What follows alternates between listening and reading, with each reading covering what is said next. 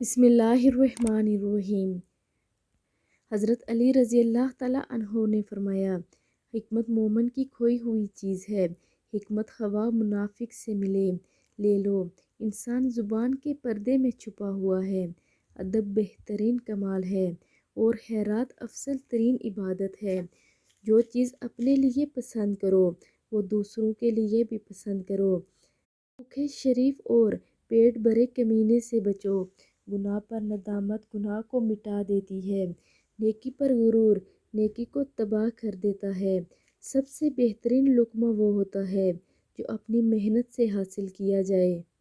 اور جو شخص پاک دامن عورت پر تہمت لگاتا ہے اسے سلام مت کرو۔ ہمیشہ سچ بولو تاکہ تمہیں قسم کھانے کی ضرورت نہ پڑے۔ موت کو ہمیشہ یاد رکھو مگر موت کی آرزو کبھی نہ کرو۔